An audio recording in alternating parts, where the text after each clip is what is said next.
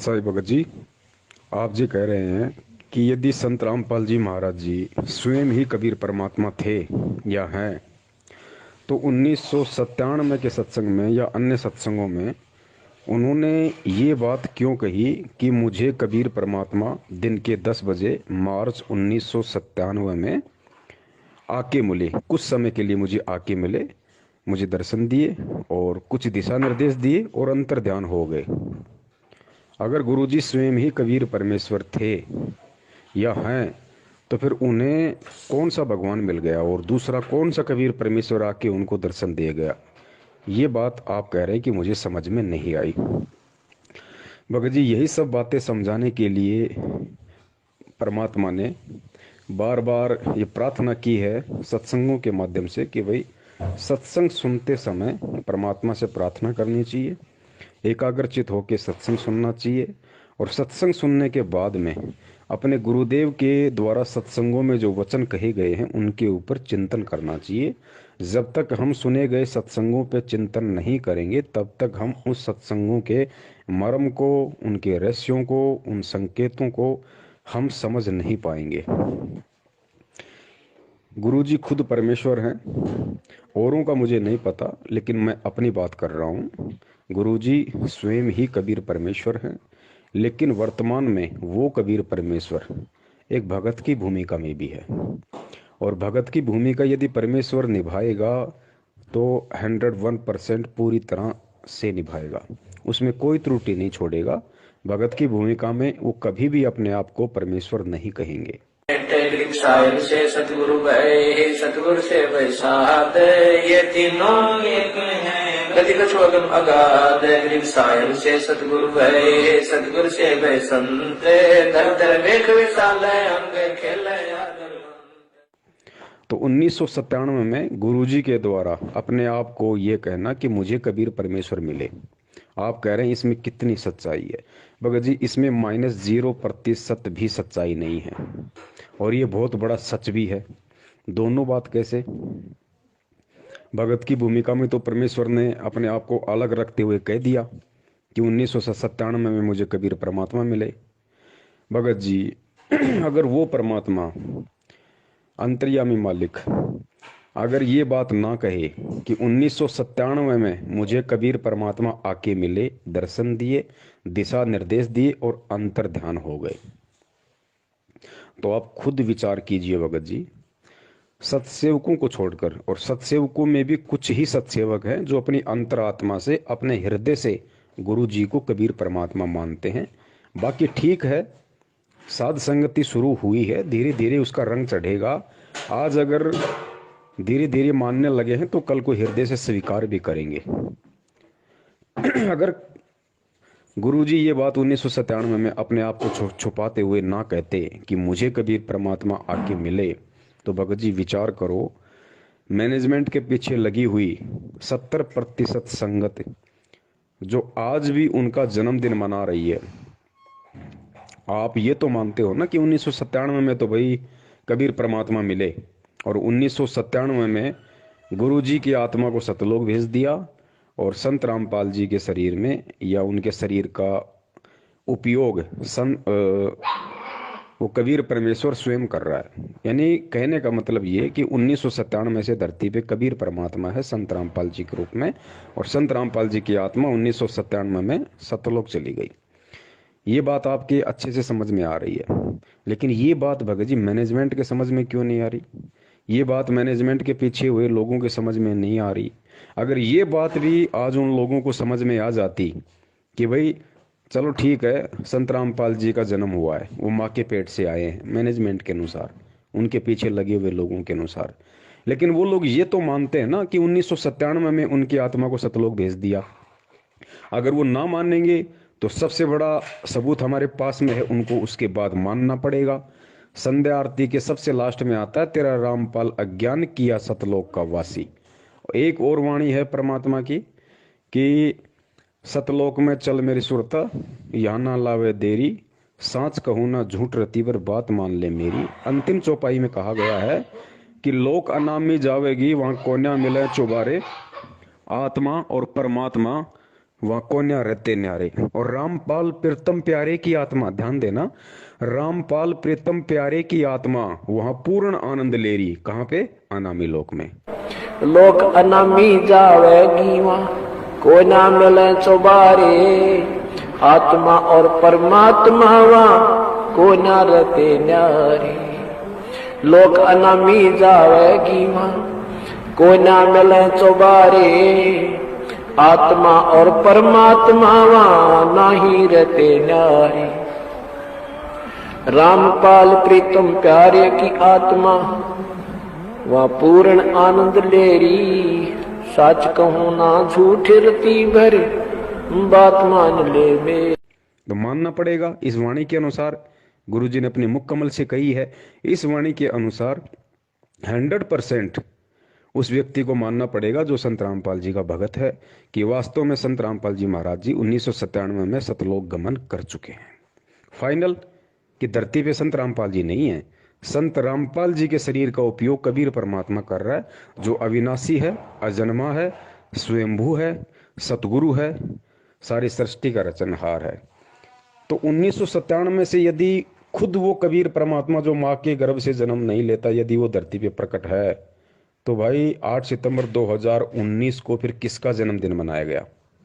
इस बात का जवाब भगत जी किसी के पास नहीं है, और ये इतिहास बन चुका है। आने वाले समय की आत्माएं इन्हीं बातों को बार बार विचार करके, चिंतन करके और भक्ति पे दृढ़ हुआ करेंगी कि देखो, गुरुजी के 24 घंटे शरण में रहने वाले, गुरुजी के बेटा बेटी कहलाने वाले, परमात्मा के रिश्तेदार कहलाने वाले इतना बड़ा धोखा खा गए।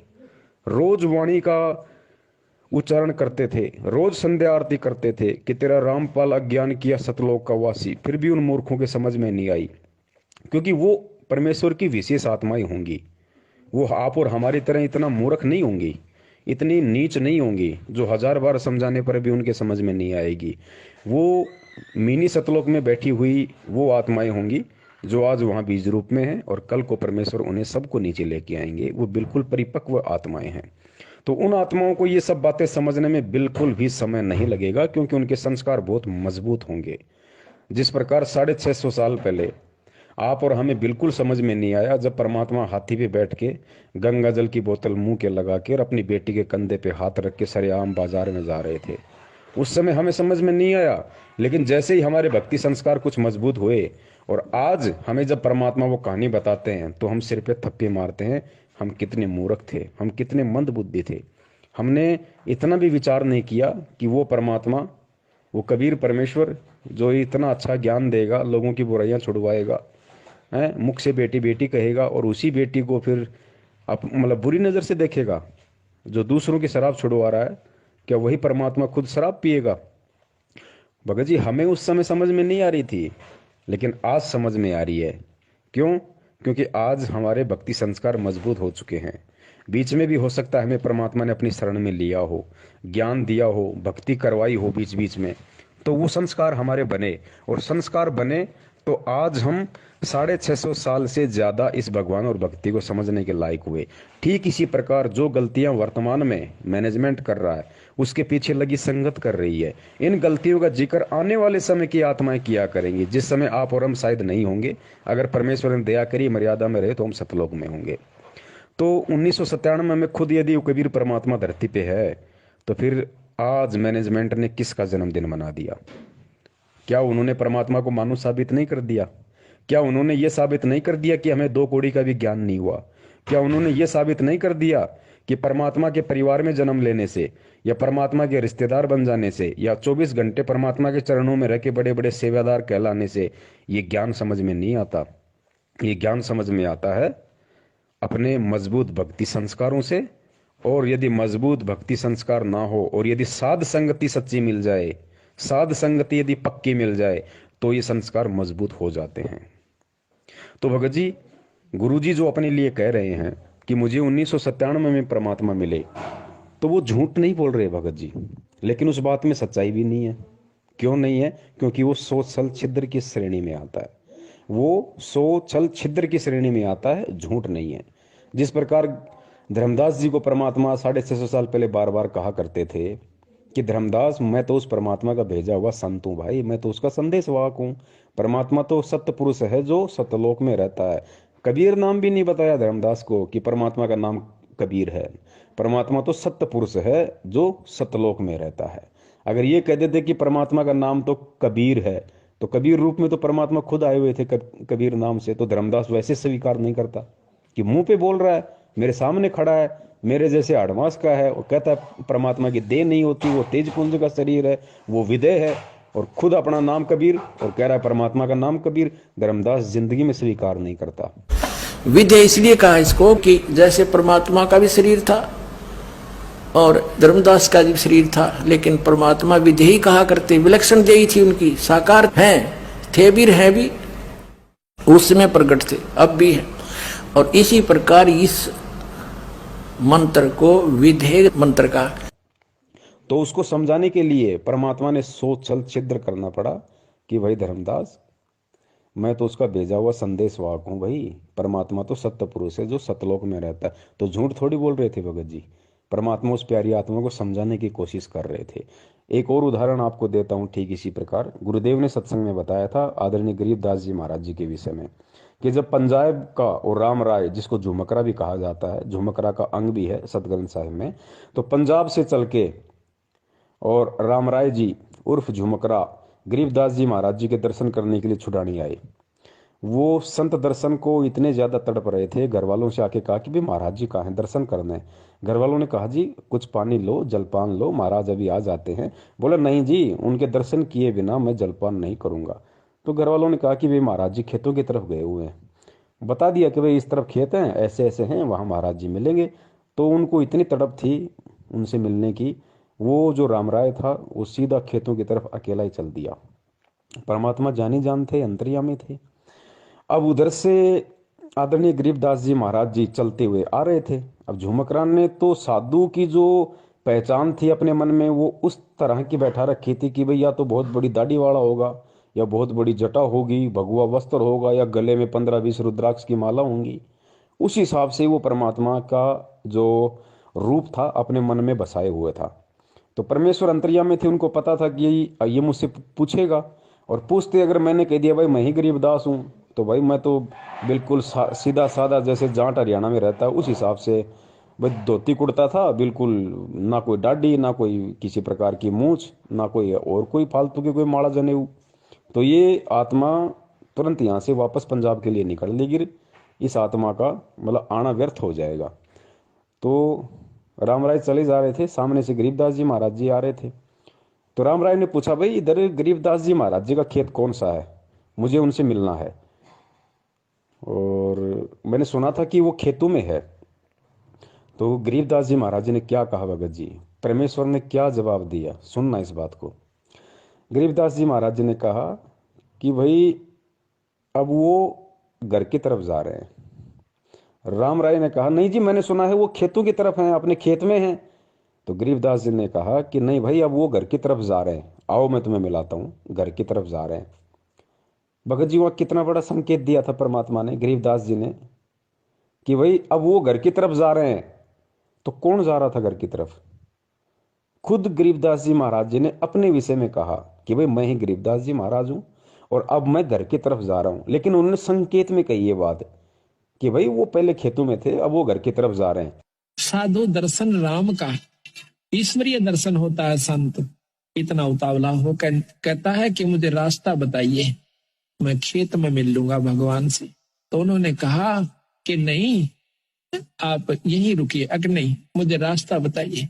तो उन्होंने रास्ता बता दिया कि इस प्रकार पश्चिम में, ये दक्षिण की तरफ आप जाइए, रास्ता खेतों में जाने का, और वहां से आप रास्ते में एक रहट मिलेगा, रहट के पास एक झोपड़ी है, उसमें महाराज मिलेंगे। वो चल पड़ा। तो बंदी छोड़ रास्ते में आ रहे थे।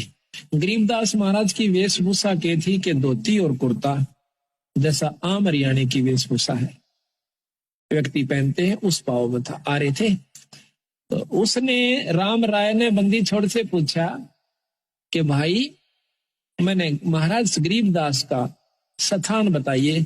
बताते ही इधर खेतों में रहते आए हुए। अब सतगुरु महाराज ने सोचा कि जय मैं इसको अभी बता देता हूं कि मैं गरीबदास हूं, तो ये मेरी बात एक नहीं सुनेगा, क्योंकि इसके मन में जो संत वेशभूषा है वो कुछ और है। वो क्या सोच का आया था कि बहुत बड़े संत होंगे, सिर पर दाढ़ी बड़ी हुई होगी, लंबी जटा होगी, हाथ में कोई त्रिशूल होगा, कोई कपड़े होंगे तो गेरुआ होंगे, और नहीं होंगे तो तन पे एक लंगोटी होगी, एक कपड़ा छोटा सा होगा, और शरीर पर राख मसड़ रखी होगी। तो सतगुरु ने सोचा कि कहीं इस बेचारे का आना असफल ना हो जाए। बंदी छोड़ कहने लगे कि महाराज तो भाई आ जाओ, मैं मिलाऊंगा आपको। वो कहता मैंने सुना है खेतों में गए, कोई नहीं अब घर को जा रही है। अब वो वापस आ जाता है। आ जाओ मैं मिलाता हूँ, आ जाओ। तो राम राय जी उनके साथ साथ हो लिए। राम राय जी ये समझ नहीं पाए कि ये कहना क्या चाह रहे हैं, कि अब घर की तरफ जा रहे हैं तो कहाँ जा रहे हैं, कौन जा रहा है, कहाँ जा रहा है, कुछ भी उनकी बुद्धि में नहीं आया। और वो उनके पीछे पीछे हो लिए कि चलो भाई ये कह रहे हैं, ये जानते होंगे, वो चले गए होंगे मेरे से पहले, या कहीं और से साइड वाइड से कहीं चले गए होंगे। तो भगत जी ये संकेत हमने समझना है। तो क्या गरीबदास जी महाराज जी वहां पे झूठ बोल रहे थे? उन्होंने झूठ नहीं बोला भगत जी, क्योंकि वो स्वयं परमात्मा थे। और स्वयं उन्होंने कहा कि अब वो घर की तरफ जा रहे हैं, पहले खेतों में थे अब घर की तरफ जा रहे हैं। अब राम राय नहीं समझ पाया इस बात को, तो भगत जी उसमें परमात्मा का क्या दोष? और परमात्मा ने झूठ भी नहीं कहा। तो भगत जी इसी प्रकार सन 1997 में परमात्मा ने उन आत्माओं के अंदर भक्ति की एक अलग जगाने के लिए, भगवान पे विश्वास बनाए रखने के लिए, कि मालिक को पता था कि सत्सेवकों को छोड़ के, जो मेरे ज्ञान आधारी बच्चे हैं उनको छोड़ के बाकी जो संगत है वो काल प्रेरित होगी और मैनेजमेंट खुद उनका संचालन करेगा। अगर ये 1997 वाली बात यदि आज मैंने सन 2005 में गहरी नजर गीता में पेज नंबर 538 पे शायद अगर मैंने नहीं लिखी, तो जो मैनेजमेंट के पीछे लोग लगे होंगे उस समय, वो भी मुझे बिल्कुल परमात्मा नहीं मानेंगे, वो कभी मुझे परमात्मा के रूप में स्वीकार नहीं करेंगे। कम से कम वो 1997 वाली उस घटना को पढ़ के थोड़ा बहुत तो यकीन कर लेंगे कि भाई हाँ, संत रामपाल जी तो भगवान नहीं थे, वो तो 1997 में सतलोक चले गए, 1997 के बाद उनके रूप में कबीर परमात्मा है। तो गुरुजी ने सोचा चलो किसी ने किसी बात को आधार बना के तो ये कम से कम मुझे परमात्मा माने, मुझे परमात्मा के रूप में स्वीकार करें, ताकि मैं इन पे दया दृष्टि रखूं, ये भक्ति से जुड़े रहें और जुड़े रहेंगे। इतना मान के भी कि 1997 में संत रामपाल जी चले गए और आज उनके रूप में कबीर भगवान धरती पे है, अगर इतना भी मान लेंगे ये, तो फिर भी और मेरे पीछे लगे रहेंगे, तो धीरे धीरे धीरे धीरे इनके संस्कारों को मजबूत करूंगा। तरीका कोई भी अपनाऊंगा, स्वयं प्रेरणा करूंगा या सत्सेवकों के माध्यम से, साध संगति के माध्यम से संदेशा पहुंचाऊंगा, कुछ भी करूंगा। ये परमेश्वर की भगत जी सोच छल छिद्र होते हैं।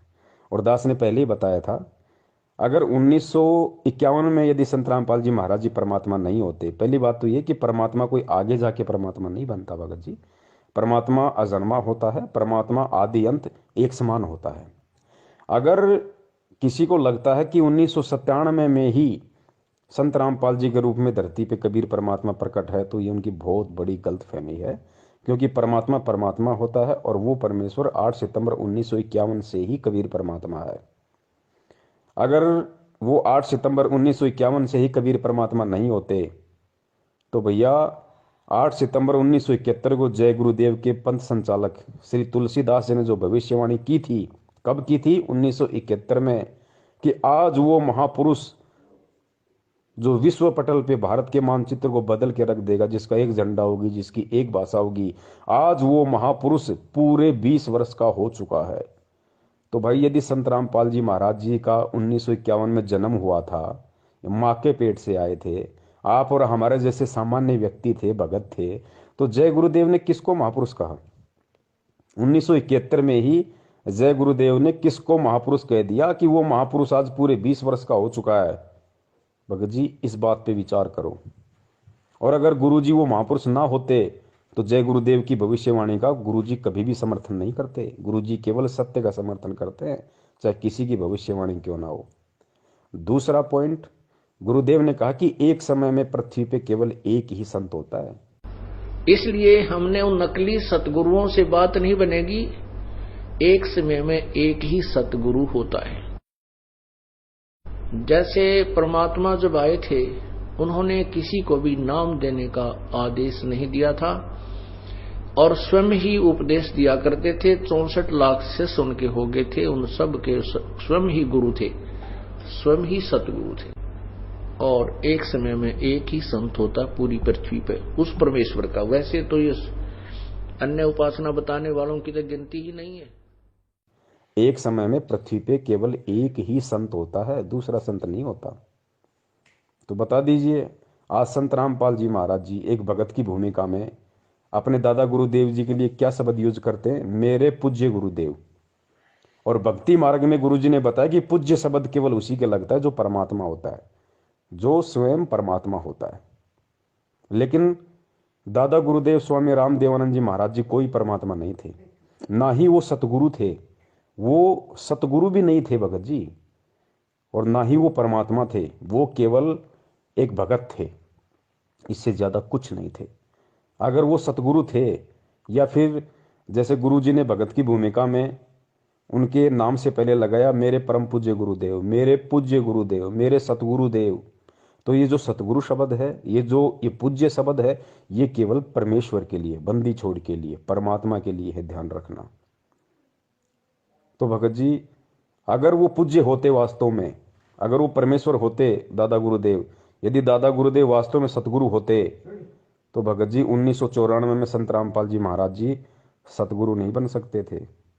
सांसारिक दृष्टि में नाम दान देने के लायक नहीं बन सकते थे, क्योंकि पृथ्वी पे एक समय में 2 सतगुरु नहीं हो सकते भाई। पृथ्वी में एक समय में एक ही सतगुरु होता है, ध्यान रखना। तीसरा पॉइंट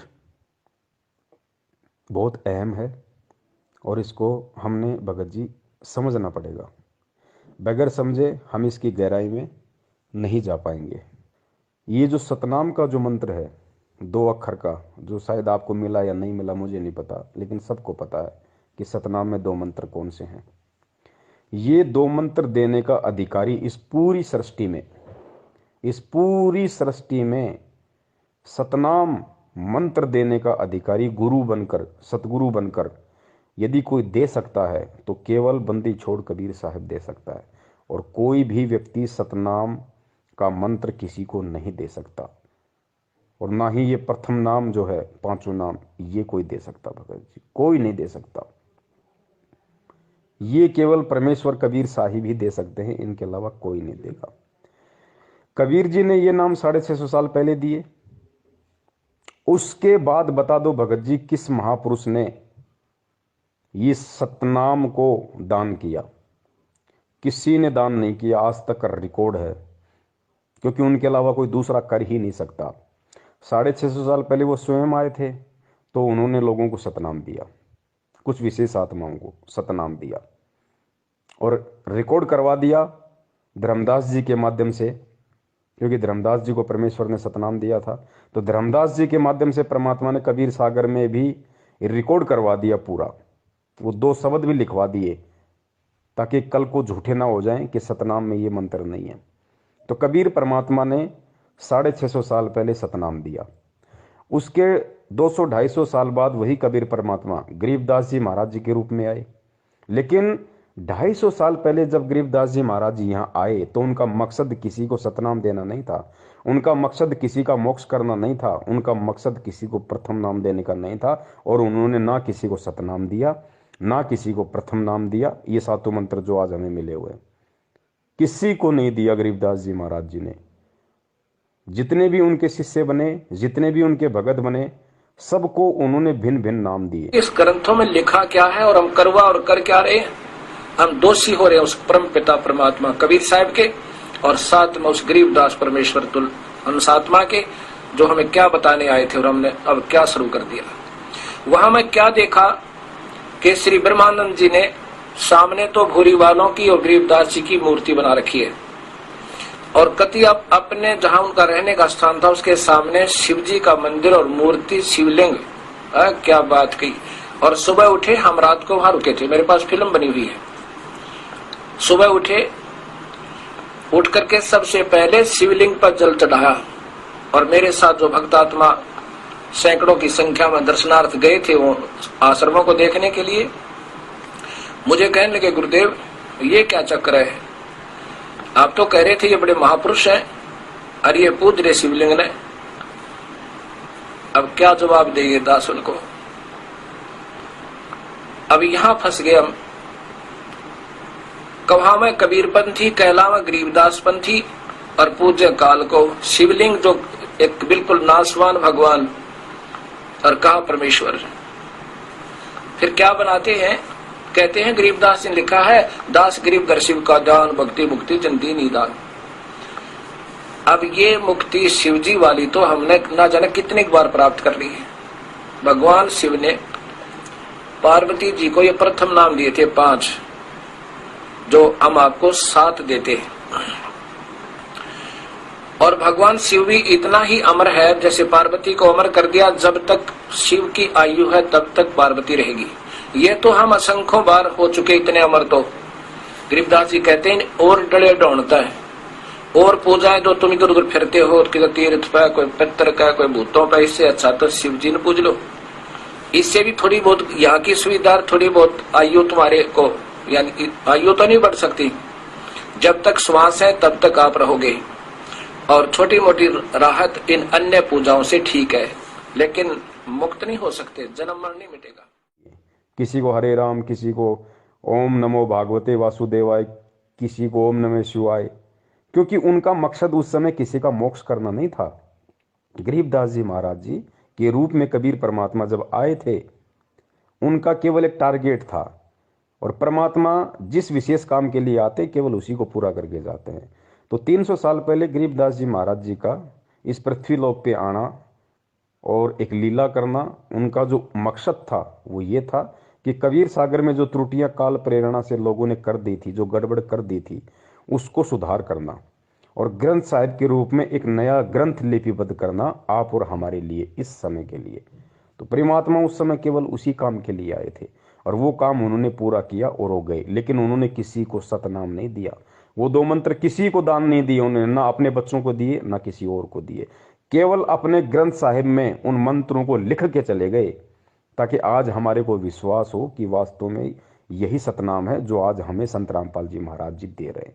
वरना हम यकीन ही नहीं कर पाते कि यही सतनाम होगा, हम 650 साल पहले की तरह भ्रमित हो जाते। कलयुग की बिचली पीढ़ी में 12वां पंथ, ये काल के जो कबीर पंथ में होंगे ना, गरीबदास का होगा। और तब तक मैं जो अब ये वाणी लिखवा रहा हूं ज्ञान, इसमें भी ये अपनी सोच अनुसार परिवर्तन करेंगे, कुछ इसका प्रारूप बिगाड़ेंगे। काल बिगड़ुआ होगा क्योंकि इसने सूक्ष्म वेद का नाश कर दिया था। और फिर गरीबदास नाम से 12वां पंथा होगा, ये मेरे नाम से। उसमें मेरी महिमा की वाणी को मैं पुनर् यथार्थ रूप में प्रकट करवाऊंगा, और वो वाणी इतनी प्रसिद्ध नहीं होएगी, लोग उसको छेड़छाड़ नहीं करेंगे। और गरीबदास ने आदेश दे दिया था उस लिखने वाले को कि जो मैं बोलूं उतना ही लिखेगा, और इसमें कोई छेड़छाड़ करेगा उसकी दुर्गति हो जाएगी। तो भगत जी गरीबदास जी महाराज जी ने भी किसी को सतनाम नहीं दिया, वो 2 मंत्र नहीं दिए। और आज वर्तमान में संत रामपाल जी महाराज जी और कबीर साहिब जी के बीच में जितने भी महापुरुष हुए हैं जिनका जिक्र गुरु जी करते हैं, चाहे धर्मदास जी हो, चाहे गरीबदास जी हो, चाहे नानक जी हो, मलुकदास जी हो, घीसा दास जी हो, कितने भी महापुरुष हुए हैं भगत जी, उन सबको परमात्मा ने ये सतनाम दिया, लेकिन उनमें से किसी को भी आगे सतनाम को दान करने का आदेश नहीं दिया। आदरणीय नानक जी भी, क्योंकि नानक जी तो नाम दे ही नहीं सकते थे, लेकिन जब बेई नदी से परमात्मा उनको सतलोक ले गए तो वही पुनकर्मी आत्मा थी परमात्मा की, मालिक ने उसी समय उनको सतलोक में बैठा दिया था। उसके बाद में जब वापस वो आए तो नानक जी नहीं थे, कालूराम मेहता का बेटा नहीं था भगत जी, स्वयं कबीर परमात्मा नानक जी के रूप में धरती पे मौजूद है। और नानक जी कितने वर्ष तक रहे, उतने वर्ष तक परमात्मा ने नानक जी के रूप में लीला की। नानक जी के वो शरीर, वो चोला धारण किया परमात्मा ने, नानक जी वाला, और पूरे समय उन्होंने लीला की। और नानक जी के रूप में भी वो कबीर परमात्मा वाहे गुरु नाम देता रहा, लेकिन सतनाम किसी को नहीं दिया। लेकिन आज हमें विश्वास हो कि वास्तव में यही सतनाम है, नानक जी के माध्यम, मतलब नानक जी के रूप में उन्होंने गुरु ग्रंथ साहिब में वो मंत्र लिख दिए ताकि हमें आज हमें विश्वास हो। श्री नानक साहब जी को कबीर परमात्मा मिले थे, पूर्ण ब्रह्म मिले थे, उनको नाम दिया था, जाप करने का आदेश दिया था कि तुम स्वयं जप करो, लेकिन उनको आगे किसी को देने का अधिकार, ये मंत्र देने का अधिकार नहीं दिया था। हाँ, क्योंकि जैसे उन्होंने कहा वाहे गुरु जपो, वाहे गुरु हे भगवान हे परमात्मा, इससे क्या रहा कि आत्मा में भगवान की चाह बनी रही। अब बहुत सारे भाई कहते हैं भाई ये कैसे हो सकता, नानक जी के रूप में कबीर परमात्मा, ये तो नहीं हो सकता, हमने गुरु जी के मुख से सुना ही नहीं। अरे गुरु जी नहीं बताएंगे भाई, गुरु जी ने जो बताना था वो सब कुछ खोल के बता दिया। अब गुरु जी के सत्संगों का निष्कर्ष आपने निकालना पड़ेगा। गुरु जी ने कई बार आपने सुना होगा कि नानक जी बाला और मर्दाने को श्रीलंका ले गए घुमाने के लिए अपनी सिद्धि शक्ति से। फिर जैसे सिद्धि शक्ति का जिक्र आया तो गुरु जी ने क्या कहा कि भाई देखो, जो सतलोक में जाता है ना, जिसको परमात्मा सतलोक में लेके जाते हैं जिस आत्मा को, और सतलोक तो सिद्धियों का भंडार है, और जब वो आत्मा यहाँ आती है तो कुछ सिद्धियां ऑटोमेटिक उस आत्मा से चिपक जाती हैं। तो उन्हीं सिद्धियों के कारण नानक जी ने उनको अंतर ध्यान किया, इतनी लीलाएं की अपने सारे जीवन में, क्योंकि वो सिद्धियां उनके चिपक के आ गई थी।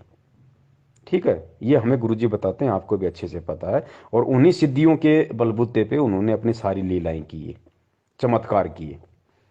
तो भगत जी यहाँ पे हमने निष्कर्ष निकालना पड़ेगा गुरु जी के सत्संग का, समझना पड़ेगा परमात्मा के उस संकेत को। नानक जी को परमात्मा सशरीर तो लेके नहीं गए थे सतलोक में, लेके तो उनकी आत्मा को गए थे। शरीर तो बेई नदी में ही परमात्मा ने कहीं छुपा रखा था, उधर जंगल वंगल में। नानक जी की आत्मा को परमात्मा सतलोक लेके गए। और फिर क्या, फिर गुरु जी ने कहा कि ये ऑटोमेटिक सिस्टम है, ये जो सतलोक में आत्मा जाएगी ऑटोमेटिक उसके कुछ सिद्धियां चिपक जाती है, वो नीचे आ जाती है। ठीक है जी, अगर हम इस बात को सत्य माने, ये सोशल छिद्र है परमात्मा का, झूठ नहीं कहा परमेश्वर ने, ये सोशल छिद्र है। अगर हम ये मान के चलें कि वास्तव में नानक जी की आत्मा के वहां से सिद्धियां चिपक के आ गई ऑटोमेटिक, और उन सिद्धियों का प्रयोग नानक जी ने किया, तो भाई मुझे एक बात बताइए, आज हजारों भक्तों के ऐसे ऐसे इंटरव्यू है जो ये कहते हैं कि भाई मेरी आत्मा को गुरुजी सतलोक ले गए, मुझे सारे ब्रह्मांड दिखाए। बहुत सारे तो ऐसे कहते हैं मुझे गुरुजी ने सतलोक में आम खिलाया, मुझे केला खिलाया, मैं ऐसे गया, मैं ऐसे पहाड़ों में घूमा, पहाड़ों के अंदर से गया, मैं सोचा मरूंगा लेकिन मैं तो पहाड़ के अंदर से निकल गया। तो आज गुरुजी, और आज हम जिन जिन भक्तों का इंटरव्यू सुनते हैं जो सतलोक के दर्शन करके आए हैं, तो गुरुजी सशरीर तो उनको भी नहीं लेके गए, उस भगत की आत्मा को ही लेके गए ना। सशरीर तो गुरुजी लेके नहीं जाएंगे, नानक जी की भी आत्मा लेके गए। और आज हमारे जो सैकड़ों भगत भाई हैं जो कहते हैं कि मैं सतलोक देख के आ गया, मुझे गुरुजी ले गए, उनकी भी आत्मा को ही लेके गए। तो भाई एक बात बताइए मुझे, आज जो हजारों भगत ये दावा करते हैं कि मुझे गुरुजी सतलोक दिखा के लाए हैं, और यदि वहां का ऐसा कोई ऑटोमेटिक सिस्टम है कि आत्मा जब वहां जाती है तो उसकी सिद्धियां चिपक जाती हैं, तो हमारे वालों की क्यों नहीं चिपकी? ये जो हजारों भगत जो इंटरव्यू देते हैं, इनकी एक भी सिद्धि क्यों नहीं चिपकी? ये अपनी आत्मा के कोई तेल लगा के गए थे क्या जो वहीं पे वो फिसल गई? इनकी क्यों नहीं चिपकी भाई वो सिद्धियां? और मान लो अगर भगत की सिद्धियां चिपक भी गई तो इस भक्ति का विधान है वो सिद्धियों का यूज नहीं कर सकता। सिद्ध महल में सिद्ध चौबीसा, हंस भी छोड़े विश्व बीसा, ये गुरु जी की वाणी है। बार बार परमात्मा बताते हैं कि इस भक्ति के करने से तुम्हारे अंदर 24 सिद्धि आ जाएंगी, लेकिन भगत ने उसका प्रयोग नहीं करना। सिद्ध महल में सिद्ध चौबीसा, हंस भी छोड़े विश्व बीसा। जो हंस होगा, भगत होगा, वो 24 की 24 को भी छोड़ देगा, फैल कर देगा साइड में, नहीं सिद्धियां नहीं मुझे यूज करनी। तो भगत जी हमने यहाँ समझना पड़ेगा, अगर नानक जी की आत्मा की सिद्धि चिपक के आ गई थी तो आज हमारे वालों के चिपक के क्यों नहीं आ रही? तो इससे जाहिर है कि कबीर परमात्मा स्वयं नानक जी के रूप में थे। और आत्मा अगर इतने चमत्कार करेगी तो परमात्मा आज हमारे को ये नियम नहीं बता सकते कि बच्चों तुमने सिद्धि का प्रयोग नहीं करना, वरना उंगली उठ जाएगी भक्ति में कि फिर नानक जी ने क्यों किए। नानक जी भी तो भगत थे, कोई भगवान थोड़ी थे। फिर नानक जी भी तो यही भक्ति कर रहे थे, यही मंत्र जाप कर रहे थे, यही भगवान मिला था, फिर नानक जी ने सिद्धियों का प्रयोग क्यों किया? भगत जी आज बहुत बड़ा सवाल खड़ा हो जाता भगत समाज के सामने, गुरु जी दोगले साबित हो जाते। लेकिन भाई वो स्वयं कबीर परमात्मा नानक जी के रूप में सारा खेल खेल रहे थे। इस बात को जगत थोड़ी समझेगा, इस बात को हम भक्तों ने समझना पड़ेगा, क्योंकि आज परमात्मा हमें यही सब कुछ समझाने के लिए आए।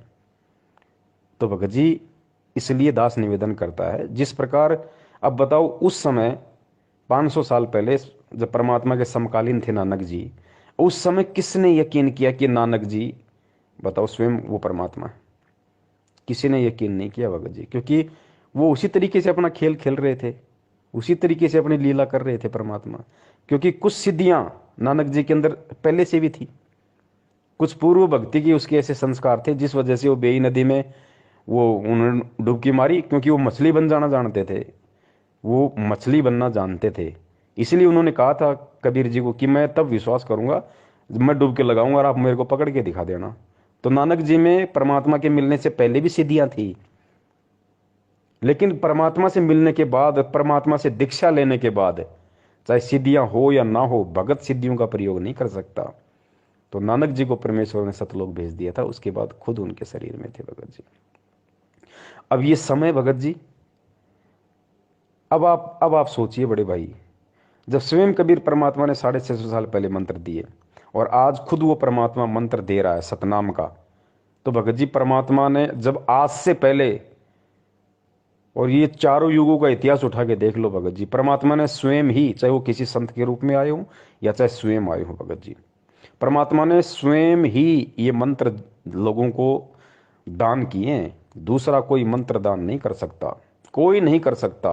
जैसे परमात्मा जब आए थे, उन्होंने किसी को भी नाम देने का आदेश नहीं दिया था और स्वयं ही उपदेश दिया करते थे। 64 लाख शिष्य उनके हो गए थे, उन सब के स्वयं ही गुरु थे, स्वयं ही सतगुरु थे। और एक समय में एक ही संत होता पूरी पृथ्वी पे उस परमेश्वर का। वैसे तो ये अन्य उपासना बताने वालों की तो गिनती ही नहीं है।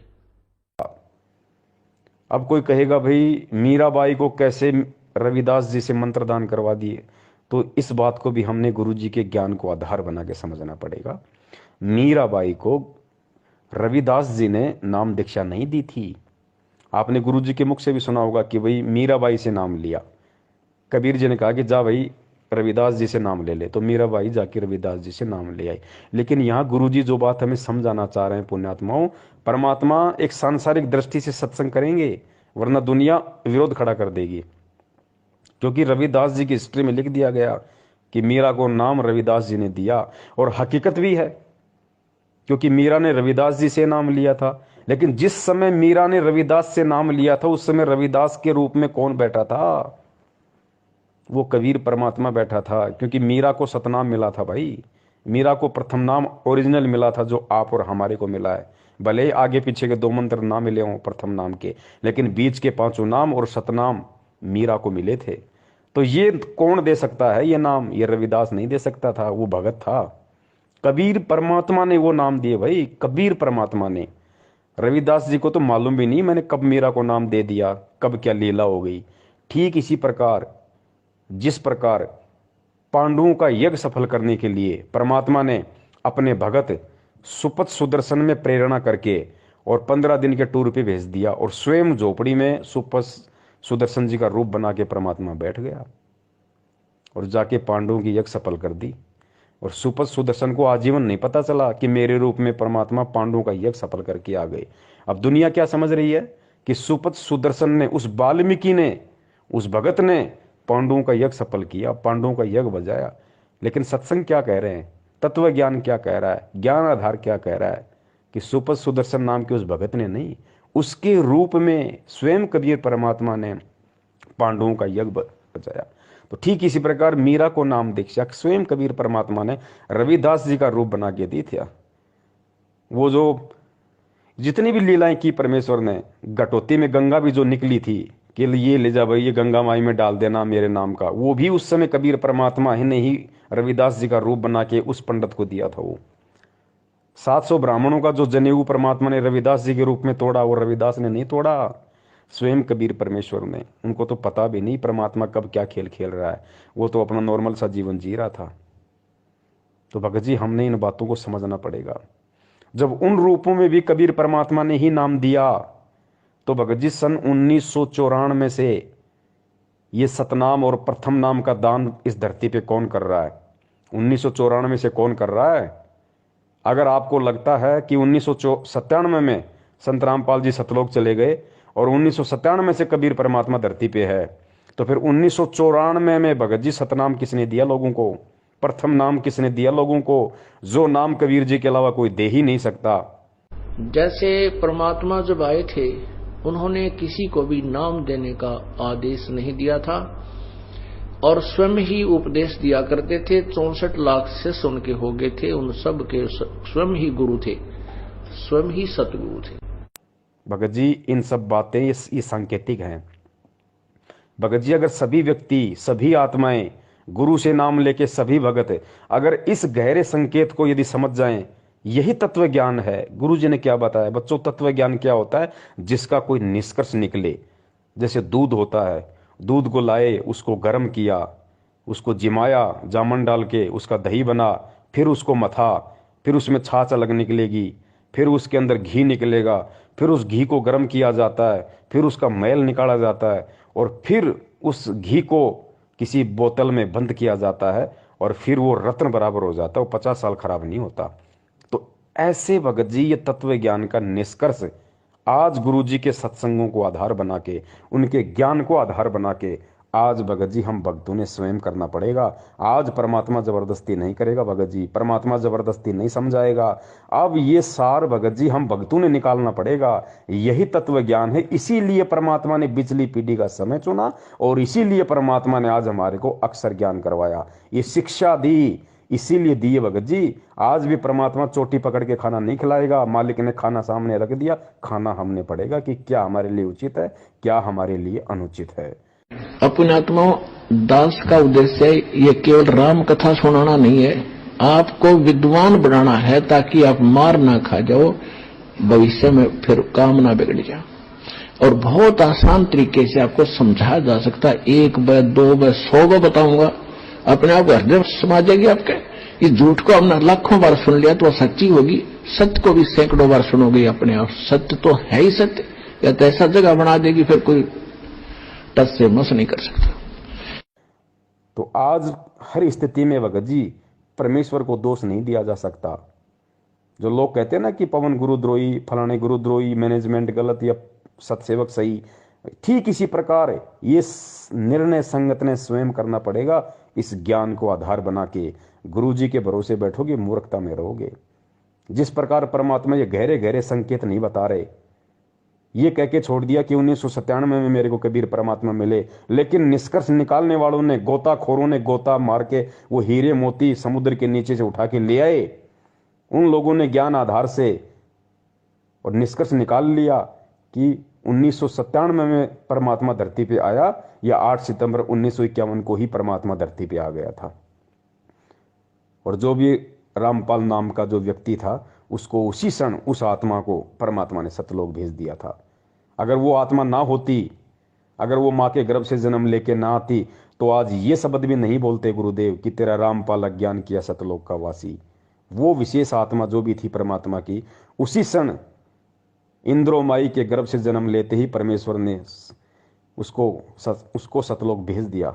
मालिक ने, मालिक का तो सेकंडों का काम है, चुटकियों का काम है परमेश्वर का। तो अब बहुत सारे लोग कहेंगे भैया अगर वो आत्मा उसी समय सतलोक चली गई थी तो फिर इंद्रो माई ने फिर संत रामपाल जी का विवाह किया अनारो माई के साथ, और आत्मा तो उसी समय सतलोक चली गई।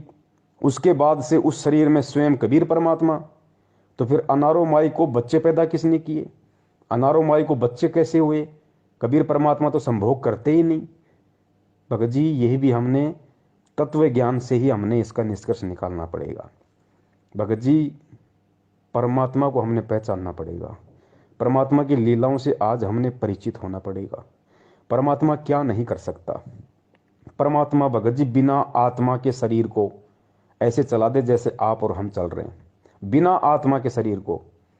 अरे जब सिद्धि शक्ति से बिना इंजन के लोगों ने पुष्पक विमान बना लिए थे, जिसमें ना डीजल डलता था, ना जिसमें ईंधन प्रयोग होता था, ना जिसके अंदर कोई पेट्रोल डलता था, वो पुष्पक विमान सिद्धि शक्ति से क्या नहीं हो सकते थे। बिना माता पिता के सहयोग से जब सीता के लिए वाल्मीकि जी ने और एक घास के तिनके से कुश बना दिया, जो रामचंद्र जी का दूसरा बेटा कहलाया था कुश, बताओ उसको वहां पे कौन सा संभोग क्रिया की गई थी सीता जी के साथ में? किसने संभोग क्रिया की थी भैया? किसने शारीरिक संबंध बनाए थे? कौन से माता पिता के रज और बीरज से वहां पे वाल्मीकि जी ने कुश को बनाया था? अरे गोरखनाथ जी का जन्म गोबर में हुआ, कौन से माता पिता के सहयोग से हुआ भैया? भगत जी परमात्मा कुछ भी कर सकता है, लोगों को कुछ नहीं लगेगा, दिखाई नहीं देगा क्या हो गया क्या नहीं हो गया।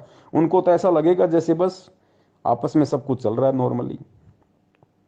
परमात्मा क्या नहीं कर सकता? अरे आटा पीसने की चक्की है, सबको पता है, या तो हाथ से चलाओगे तब चलेगी, या जैसे वो पवन चक्की आती है भाई, वो बड़े बड़े पंख होते हैं, फिर हवा का वेग होता है, वो घूमता है, फिर नीचे उसके कोई सिस्टम लगता है, तब वो चक्की पीसेगी। तब या तो उससे लाइट बनेगी या उससे आटा पिसेगा। या आजकल जैसे मोटर आ गई, आप जब तक मोटर नहीं लगाओगे, लाइट नहीं लगाओगे, तब तक वो चक्की नहीं चलेगी, आटा नहीं पिसेगा। ये बिल्कुल सर्वदा सत्य है। लेकिन अब्राहिम सुल्तान ने जब 300 साधुओं को जेल में डाल दिया, और उस समय परमात्मा भी जेल में चले गए, और परमात्मा ने अपनी शक्ति से बस छड़ी को यूं घुमाया था, बस दूर खड़ा होके 300 चक्कियां अपने आप चलने लग गई। और वो सैनिक उसके अंदर गेहूं डाल रहे हैं, कणक डाल रहे हैं, आटा पिस रहा है। बताइए भाई साहब, कौन सी मोटर लग गई थी? कौन अपने हाथ से चक्की घुमा रहा था? कौन सा वहां पे टरबाइन लगा हुआ था जो पवन चक्कियां चल रही थी? उधर से परमात्मा वहां पहुंच गए जेल में, जहां उसके बच्चे 360 चक्की पीस रहे थे।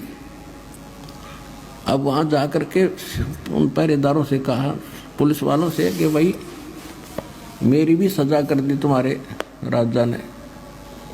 वो बोले तो अच्छा भला आदमी आप पे आ गया, कहाँ पे आ गया? मैं तो भाई राजा तो डर लग गया। बोला ठीक है बैठ अंदर।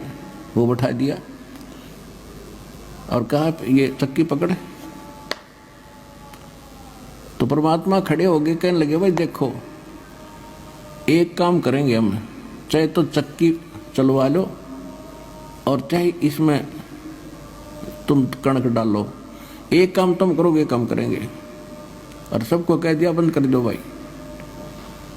अब सैनिकों ने सोची अच्छा क्रांतिकारी है, इसने सटराई करवा दी। कहने लगे बात उन्हें सोची, पुलिस वाला ने सोची कि लाइन नसीब दे कराएंगे आज, पहले 2 घंटे 4 घंटे चक्की चलवाते थे, सारा दिन चलवाएंगे। कहा कि हम कनक डालेंगे और तुम चक्की चलाओ। परमात्मा बोले ठीक है, पोजीशन पकड़ो, आप आओ, सारे तैयार हो जाओ, कणक ले गए। एक अच्छा हो गए तैयार। परमात्मा एक सोटी ले रहे थे, डंडी सी, अपनी चक्की के उस डंडे का लगा दी, चल बच्चा पीस दे इनका आटा। तो वो सारी चक्की 360 की 360 कखा उठा दिया, जैसे बिजली वाली चाल लग रहे हैं। अब उन सभी से कहा कि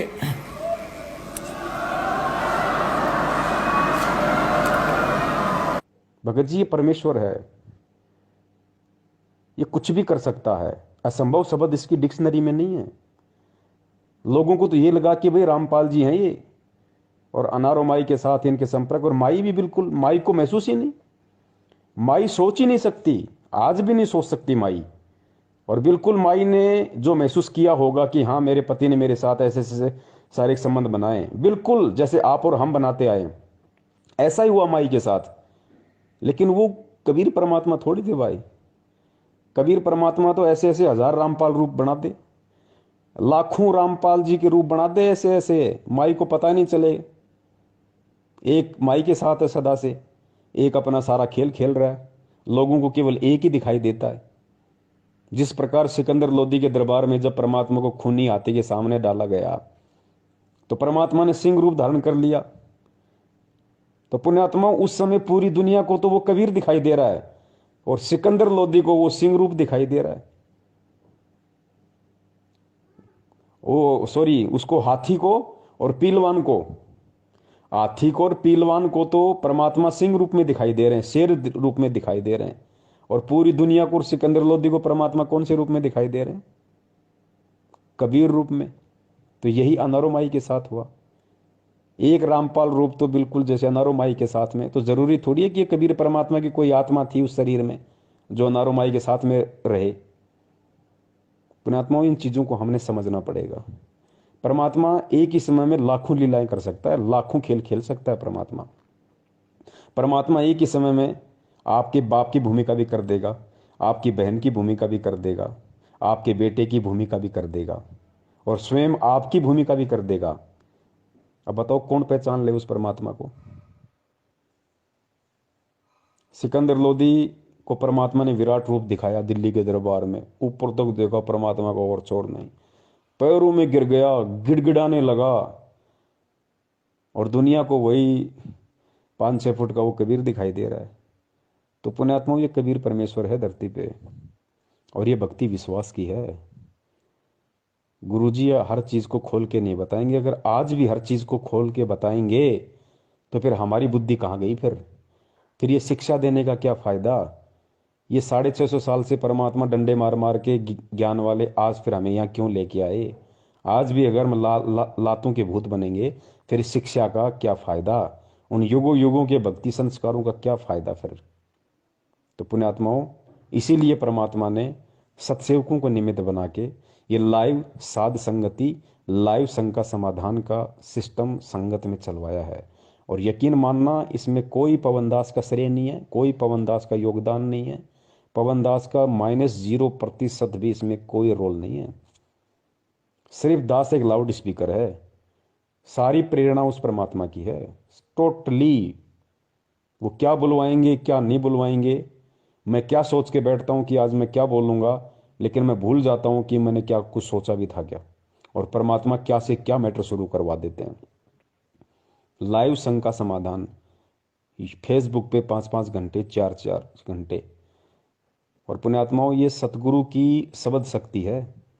जो 4 घंटे आप लोग लगातार देख रहे हो और आपको लगता है कि 4 घंटे हो गए, हमें तो मालूम ही नहीं पड़ा, दास को भी नहीं लगता भाई 4 घंटे कैसे निकल गए।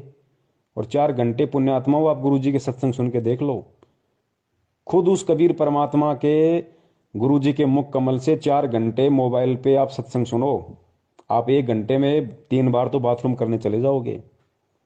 और आज उसी कबीर परमात्मा ने अपने बच्चे के शब्द में इतनी शक्ति दे दी कि 4-4 घंटे उसी परमात्मा के ज्ञान को आधार बना के फेसबुक पे लाइव चल रहा है और कोई बाथरूम करने भी नहीं जाता।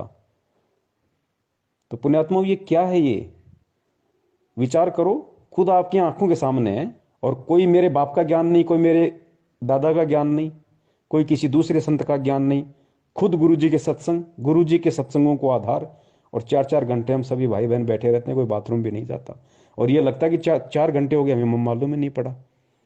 तो ये खेल परमात्मा खेलता है समझाने के लिए, क्योंकि हम उस आए हुए परमात्मा को इतना महत्व नहीं दे पाते, लेकिन उसी परमात्मा के द्वारा कही गई बातों को यदि कोई तीसरा व्यक्ति बोल दे तो उस बात को लोग ज्यादा महत्व दे देते हैं।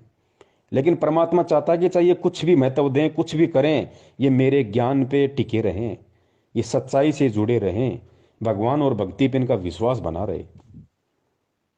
पुण्यात्माओं, वरना ऐसी स्थिति में तो कोई भी कब का गुरु बन के बैठ जाता, लेकिन अब ऐसा संभव नहीं है। परमेश्वर ने अपनी आत्माओं के हृदय में तत्व ज्ञान रूपी बीज डाल रखा है। अगर मेरे जैसा कोई दुष्ट, कोई नालायक यदि ऐसी गंदी सोच भी सोच लेगा, उसी क्षण परमात्मा उठा के दूर कर देंगे। और सामने वाले जो बच्चे हैं परमात्मा के, जो संगत है, वो कदापि स्वीकार नहीं करेगी, बिल्कुल कदापि स्वीकार नहीं करेगी। कुछ मूर्ख होते हैं, उनकी कह नहीं सकते, जैसे कोई संजय के पीछे लग गया, कोई अपना और कहीं सेट हो गया। बाकी अब परमात्मा नकली संतों के, पंथों के चिमटे उखड़वाने आए हैं। नया चिमटा नहीं गड़ेगा किसी का, चाहे कोई कितना खुश हो ले अपना चिमटा गाड़ के, संजय जैसा या मैनेजमेंट जैसा, चिमटे इनके उखड़ेंगे अब। तो भाई परमेश्वर दया करें, धरती पे मालिक है। 8 सितंबर 1951 से धरती पे प्रकट है, विद्यमान है। खेल परमात्मा कोई भी खेल सकता है भगत जी, कुछ भी खेल खेल सकता है, समर्थ है। देखो, कई लोग कहते हैं कि भाई गुरुजी माँ के गर्भ से नहीं आ सकते, गुरुजी जन्म नहीं ले सकते। अरे क्यों नहीं ले सकते भाई पुण्यात्मा, ये भी हमने समझना पड़ेगा। हालांकि आज परमात्मा माँ के गर्भ से जन्म लेके नहीं आया, लेकिन क्या वो आ नहीं सकता? 100 बार आ सकता है। वो समर्थ है, समर्थ उसी को कहते हैं जो क्या नहीं कर दे। लेकिन वो परमात्मा के जो गुण है, उन गुणों में लिखा हुआ कि परमात्मा कभी माँ के गर्भ से जन्म नहीं लेता, तो वो परमात्मा जन्म लेगा नहीं। बाकी कोई ये कहे कि ले नहीं सकता, वो गलत हो जाएगा। परमात्मा तो कुछ भी कर सकता है, लेकिन वो लेगा नहीं। अब आज हमें यकीन क्यों नहीं हो रहा क्योंकि हमने हर बार यही सुना है कि परमात्मा तो सशरीर आते हैं, परमात्मा तो सशरीर जाते हैं। 650 साल पहले परमात्मा सशरीर आए थे। अरे भाई, 650 साल पहले जब सशरीर आए थे, उस समय किसने किसने विश्वास किया था? एक ने भी विश्वास किया हो तो बता दो। रामानंद जी को भी विश्वास नहीं हुआ, जिनको गुरुदेव ने, कबीर परमेश्वर ने अपना मुंह बोला गुरु बना रखा था। अगर उनको ये विश्वास हो जाता कि परमात्मा माँ के गर्भ से नहीं आया और परमात्मा प्रकट हुआ है पुण्यात्माओं, वो उसी समय पार हो जाता, आज तक धक्के नहीं खाता। लेकिन विश्वास नहीं हुआ और 64 लाख में उसकी गिनती आती है, फेल हो गया। थोड़ा बहुत ज्ञान सर्वानंद ने स्वीकार किया था, वो भी गुरुजी कहते हैं फेल हो गया। अंत में वो भी ढीले और छोड़ गए परमात्मा को, वो भी फेल हो गए दोनों। अब उस समय परमात्मा सशरीर आए थे तो भाई वो एक अलग मैटर था। क्या मैटर था? परमात्मा हर बार सशरीर नहीं आते। सशरीर कौन सा? जिस प्रकार काशी में आए थे एक शिशु रूप बना के। हर बार परमात्मा वो लीला नहीं करते। वो लीला केवल परमात्मा ने हर युग में एक बार करनी पड़ती है, केवल एक बार। उसके बाद परमात्मा सशरीर प्रकट होते हैं, लेकिन शिशु रूप में प्रकट नहीं होते, फिर वो संत रूप में प्रकट होते हैं फिर। और वो लीला परमात्मा ने चारों युगों में सशरीर कमल के फूल पे बच्चे के रूप में प्रकट होना पड़ता है, केवल एक मकसद से, और कोई मकसद नहीं है। नहीं तो परमात्मा को कोई जरूरत नहीं है शिशु रूप धारण करके प्रकट होने की, कोई जरूरत नहीं है। सीधा परमात्मा संत रूप में कहीं भी प्रकट हो जाएगा, अपना ज्ञान देगा।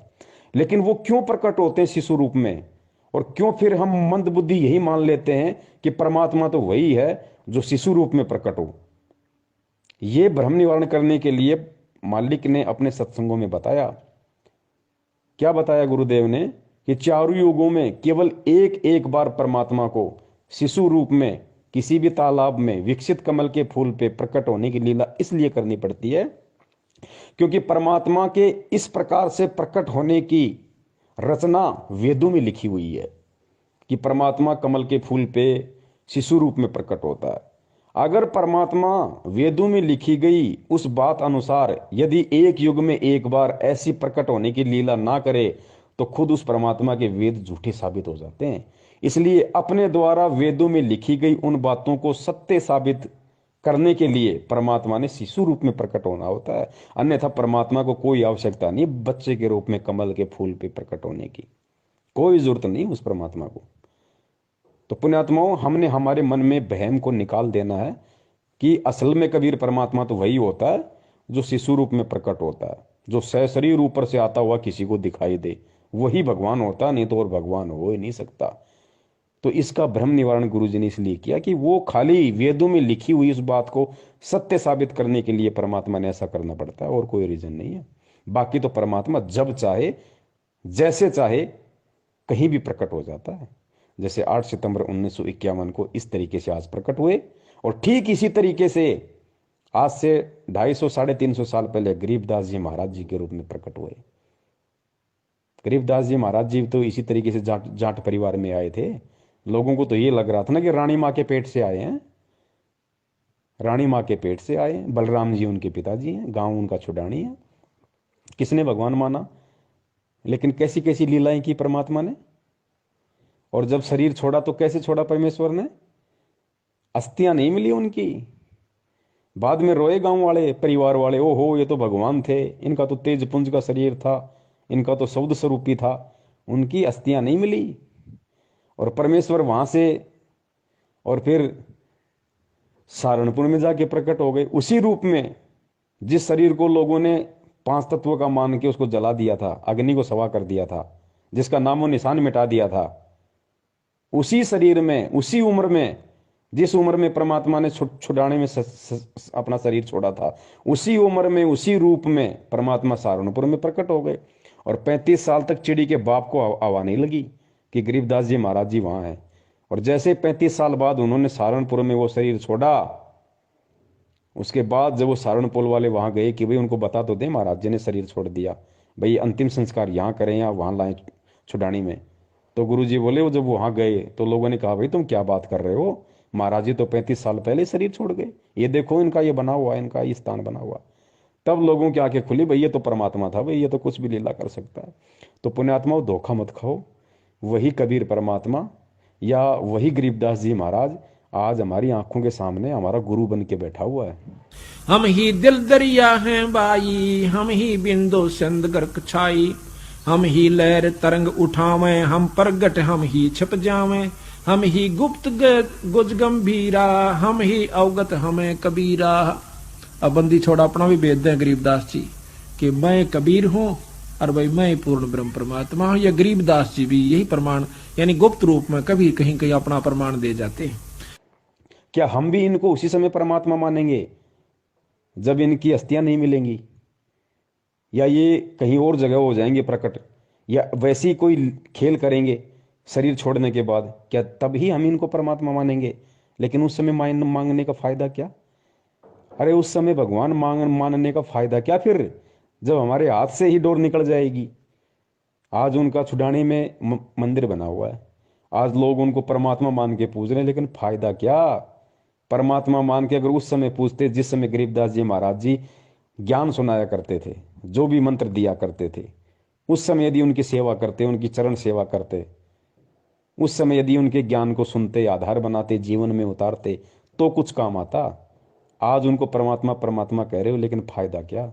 आज तो उनके नाम से केवल धर्म को लोगों ने धंधा बना दिया। तो पुण्यात्माओं, जो गलतियां आज से पहले हमने कर दी, पुण्यात्माओं वो गलतियां अब हमने नहीं करनी। कोई बात नहीं, आप सभी सत्सयोग भाई बिल्कुल भी चिंतित ना हुआ करो।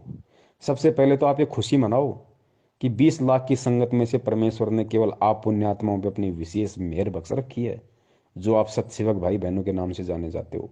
विशेष दया दृष्टि परमेश्वर की, जो आप लोगों को परमेश्वर ने ज्ञान योग खोला, वरना इस दास को, ये दास जो बातें बोलता है गुरु जी के ज्ञान आधार से, वो भी आपके समझ में नहीं आनी थी। जिस प्रकार मैनेजमेंट के पीछे लगे हुए लोगों के समझ में नहीं आ रही, आपके भी नहीं समझ में आनी थी, लेकिन परमेश्वर ने दास के साथ साथ आपके अंदर भी वो सॉफ्टवेयर डाल दिया, जिस कारण से मैं बोल पा रहा हूं और आप सुन पा रहे हो और उन बातों को स्वीकार कर पा रहे हो कि वास्तव में हमारा भगत भाई जो बातें बोलता है हमारे गुरु जी के ज्ञान के अनुसार है। हमारे गुरु जी के ज्ञान से बाहर एक भी बात नहीं है।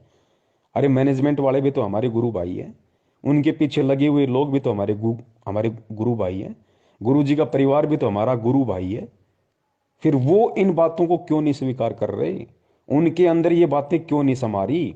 क्योंकि उन पे परमात्मा की विशेष रजा नहीं है। और विशेष रजा परमात्मा जब करते हैं जब जीव के भक्ति संस्कार मजबूत होते हैं। तो सबसे पहले तो ये शुक्र मनाओ कि परमेश्वर का आप और हम सभी सत्सेवक भाई बहनों पे विशेष दया है, और हमने कोई भी त्रुटि करने से बचना है।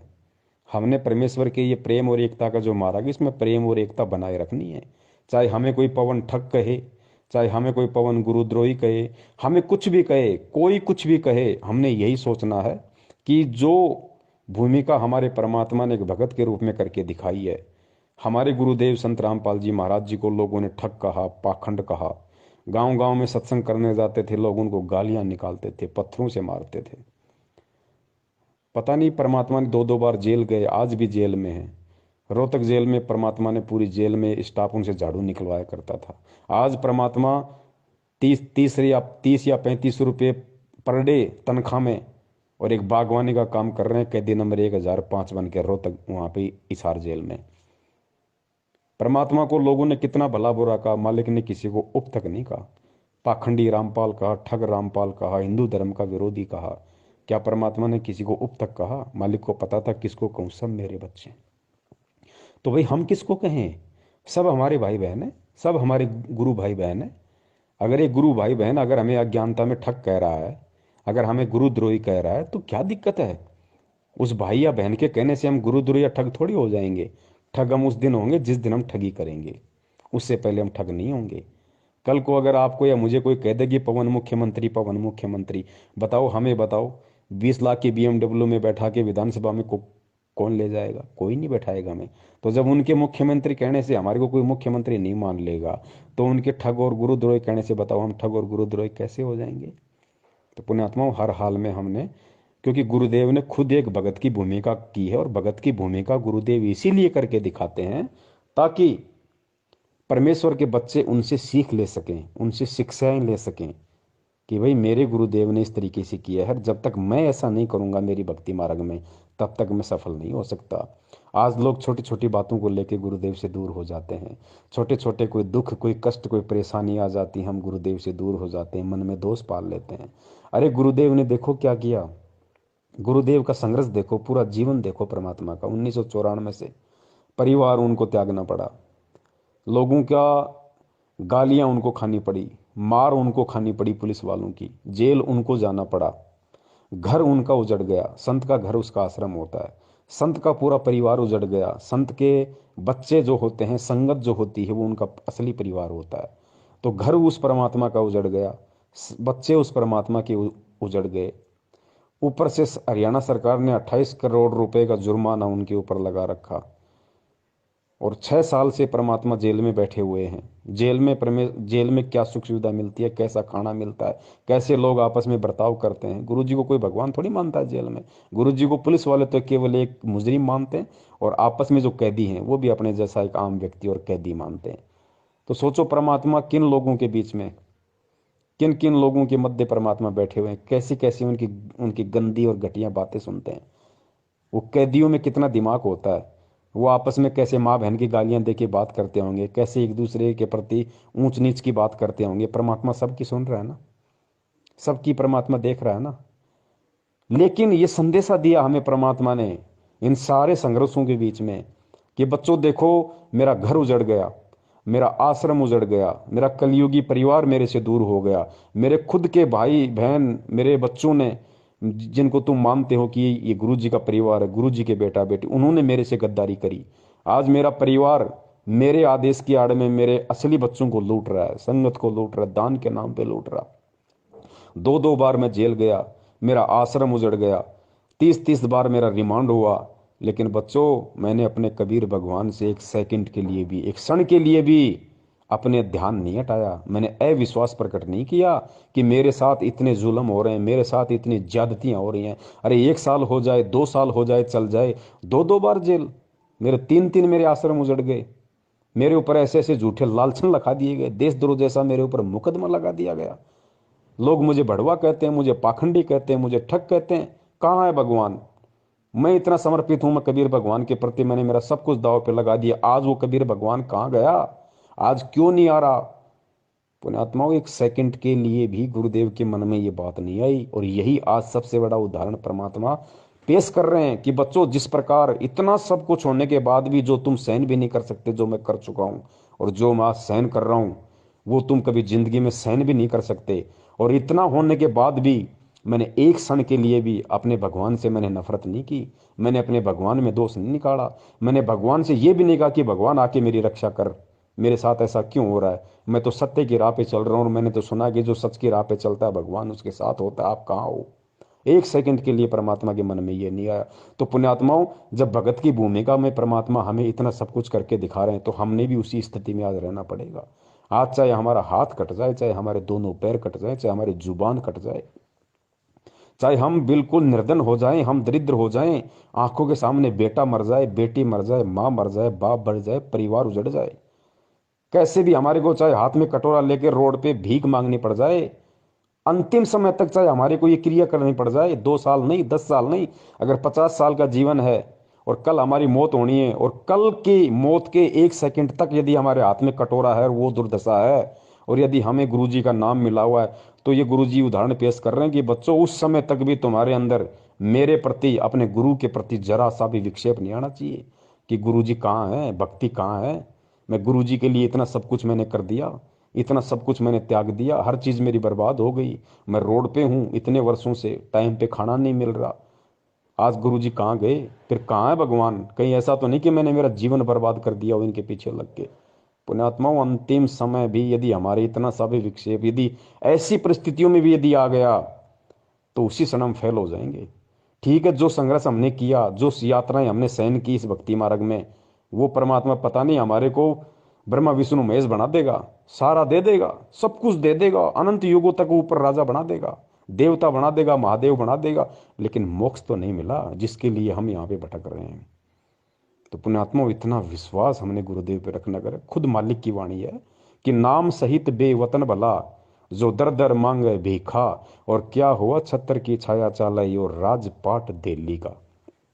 पुण्यात्माओं, गुरुदेव ने यहाँ तक कह दिया कि बेटा अगर तेरे पास मेरा नाम है, तू यदि मेरी शरण में है, और यदि इस नाम लेने के बाद भी अगर ऐसी कोई नौबत आ गई कि नाम सहित बेवतन भला, अगर तेरे को देश निकाला दे दिया, तेरे ऊपर देशद्रोह का मुकदमा भी लगा दिया, नाम सहित बेवतन भला जो दर दर मांगे भीखा, अगर तेरे को हाथ में कटोरा लेके दर दर भीख मांगने की भी तेरे को नौबत आ गई, तो कहते हैं यो राजपाट क्या हुआ, छत्र की छाया चाला, यो राजपाट दिल्ली का।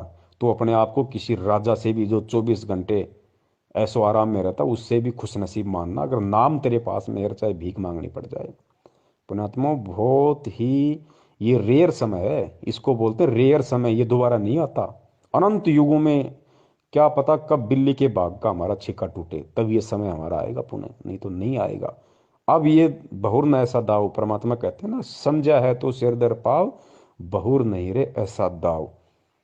अरे जो ऋषि मुनि, जो महात्मा जिनका हम जिक्र सुनते हैं, मार्कंडे जैसे, चुणक जैसे, और भी कितने परमात्मा ने उदाहरण बताए, विश्वामित्र जैसे, जिन्होंने इतने इतने हजारों वर्षों तपस्या की, अपना शरीर गाड़ दिया, सब कुछ दाव पे लगा दिया, किस लिए? केवल परमात्मा के दर्शनों के लिए। उनको मोक्ष का तो पता ही नहीं था, केवल परमेश्वर के दर्शनों के लिए, एक झलक पाने के लिए।